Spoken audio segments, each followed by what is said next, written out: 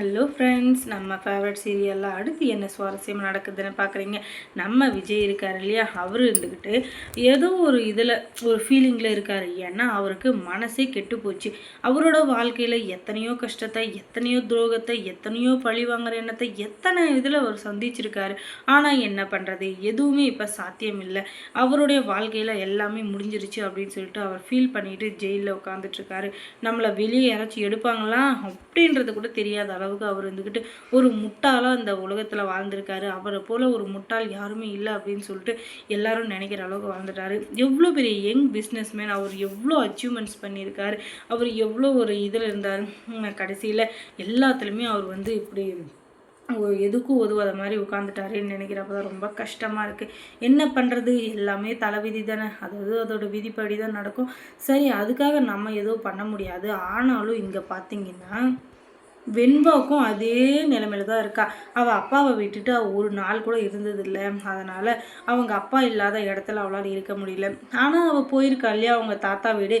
அந்த தாத்தா வீட்டில் ரொம்ப நல்லா பார்த்துக்குறாங்க. அவள் எது நினச்சாலும் உடனே அதை வாங்கி கொடுக்குறதும், அவள் நினச்சதை சாப்பிட்றதும், நினச்சதை ட்ரெஸ்ஸு வாங்குறதுலேருந்து என்ன கேட்டாலும் சரி அதை வாங்கி கொடுக்குற மனநிலைமையில தான் அவங்க தாத்தாவும் அவங்க சித்தியும் இருக்காங்க.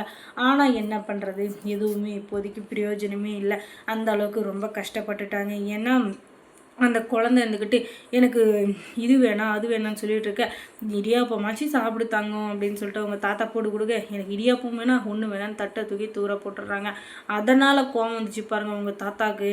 ஆனால் என்ன பண்ணுறது, திட்டுன்னு வச்சுக்கோ, நம்ம குழந்தை வந்து நம்மக்கிட்ட இல்லாமல் போயிடும். இத்தனை வருஷம் கழிச்சு இப்போ தான் இந்த குழந்தை நம்மக்கிட்ட வந்திருக்கு. அந்த குழந்தைய நம்ம நல்லபடியாக பார்த்துக்கணுமே தவிர அதை விட்டுட்டு அவளை மிரட்டுறதோ அடிக்கிறதோ ஏதாச்சும் பண்ணணும்னு வச்சுக்கோங்க, அதுக்கப்புறம் நம்மளை விட்டு போயிடுவா. அப்படின்றதுனால சரி பொறுமையாக இருக்கலாம் அப்படின்னு சொல்லிட்டு அந்த கிழவனாரு கம்முன்னு இருக்காரு. அதுக்கப்புறமா இவங்கள போலவே அங்கே விஜயும் ஒரு பித்து பிடிச்ச மாதிரி உட்காந்துட்ருக்காரு.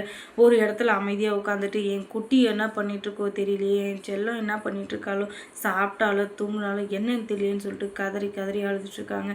அந்த நேரத்தில் அந்த லாக்கப்புக்குள்ளே ஒரு இது மாதிரி அவங்களுக்கு தெரியுது, பிரம்ம மாதிரி. அங்கே வெண்பா அழுதுகிட்டு இருக்க மாதிரி, என்னடா இது என் குழந்தை அழுதுன்னு சொல்லிட்டு கிட்ட போய் அந்த குழந்தைக்கு சாப்பாடு ஊட்டுறாரு. அதுக்கப்புறம் கொஞ்சிறாரு, முத்தம் கொடுக்குறாரு. நல்லா இருக்கியா வெண்பா, எப்படி இருக்க, எங்கே இருக்குன்னு சொல்லிட்டு 1000 கேள்வி கேட்டுட்ருக்காரு. அதுக்கப்புறம் பார்த்தீங்கன்னா அந்த குழந்தைக்கு சோறு ஊட்டிகிட்டு இருக்கிற அந்த நேரத்தில் அங்கே அந்த ஜெயிலோட விசிட்டர் வந்தவர் அந்த லத்தி எடுத்து ஒரே அடி டொப்புன்னு போடுறாரு. அதுக்கப்புறம் அந்த கனவு கலைஞ்சு போயிடுது.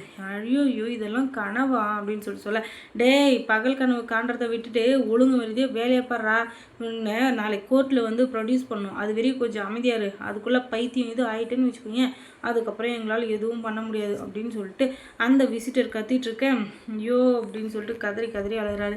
சார் தயவு செஞ்சு என் பொண்ணு ஒரே ஒரு முறை பார்க்க எனக்கு அனுமதி கொடுங்க, அவள் எப்படி இருக்கா அப்படின்னு சொல்லிட்டு எனக்கு தெரிஞ்சால் மட்டும் போதும், அதுக்கப்புறம் எனக்கு எதுவுமே வேணாம், நான் உடனே வந்துடுறேன் அப்படின்னு சொல்லிட்டு விஜய் இருந்துக்கிட்டு கதறி கதறி அழுகிறாரு. ஆனால் அவர் அழுறதுல எந்த ஒரு பிரயோஜனமும் இல்லை.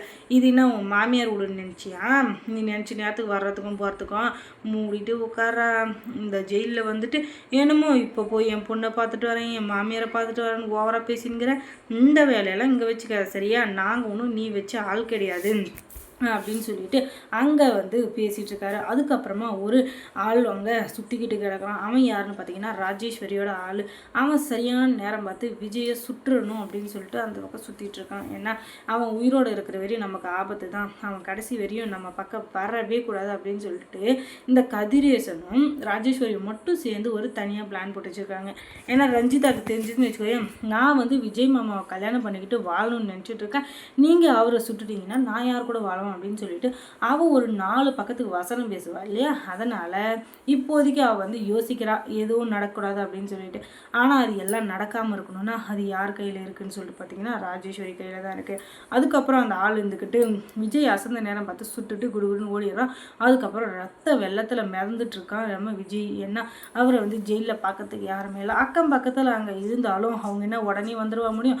ஏன்னா அது ஒரு லாக்கப்புக்குள்ளே கைதிங்க தனித்தனியாக இருப்பாங்க. அதனால் எப்படி காப்பாற்ற முடியும் நீங்களே சொல்லுங்கள். சுட்டுட்டு அவன் ஓடிடுறான். அதுக்கப்புறம் ரவுண்ட்ஸ் வந்த வார்டன் இருந்துக்கிட்டு பின்னாடி ரத்த வெள்ளத்தில் மிதந்து கிடக்குறானே அப்படின்னு சொல்லிட்டு விஜயை தூக்கிட்டு ஹாஸ்பிட்டலுக்கு குடுகுடுன்னு ஓடுறாங்க. அதுக்கப்புறம் மல்லி சீரியலில் என்ன சுவாரஸ்யமாக நடந்திருக்கும் நீங்கள் தெரிஞ்சுக்கணுன்னா நம்ம சேனலை சப்ஸ்கிரைப் பண்ணுங்கள். அதோட பக்கத்தில் இருக்க அந்த பெல் ஐக்கானையும் கொஞ்சம் கிளிக் பண்ணி விடுங்க. தேங்க்ஸ் ஃபார் வாட்சிங்.